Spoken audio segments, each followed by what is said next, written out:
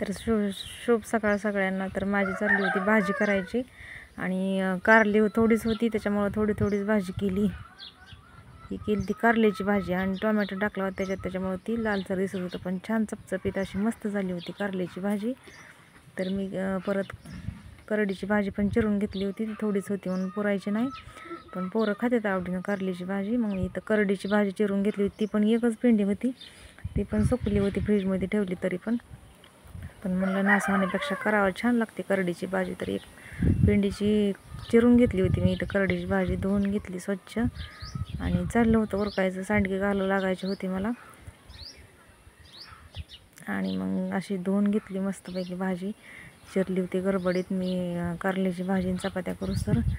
आमच्या दीदीनं ही भाजी चिरलेली होती, अशी स्वच्छ पाण्यानं धुवून घेतली, म्हणजे जेवढी होईल तेवढी.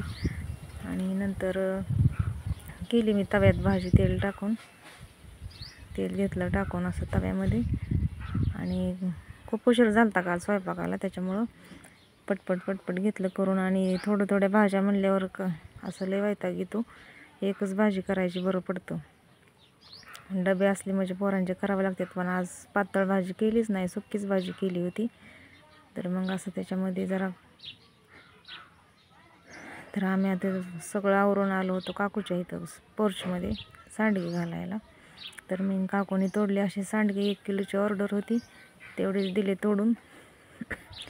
दुपारी उन्हाचं बसलं होतं तोडत मी काकू सांडगे. आमच्या पिल्ल्यानं पण थोडेसे तोडू लागले, झाले संपत आले होते, पण तोडत होतो मी काकू गप्पा मारत सांडगे. वर्षाताईला बरं नव्हतं, त्याच्यामुळे ते 2-4 दिवस झालं जरा त्यांची तब्येत बरी नाही, म्हणून मी काकूने घातली सांडगे इथं. काकूने मदत करू लागितली.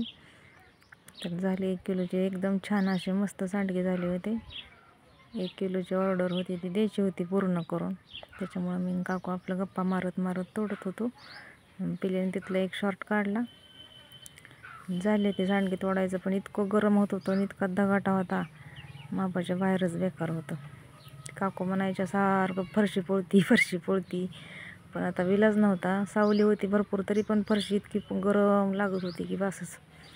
आणि परत सांडगे वर नेऊन ठेवायचे होते, वाळत होते उन्हाने चांगले, म्हणून वरती न्यायचे होते.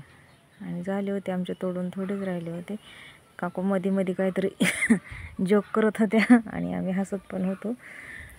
मग झाली शेवटी सांडगे तोडायची. मग आमच्या तिथं बांगड्या भरायला जायचं होतं मला, म्हणून मी आवरलं परत. मला जायचं होतं बांगड्या भरायला, आमच्या मावस दिराच्या मुलाचं लग्न होतं, तिकडं जायचं होतं बांगड्या भरायला.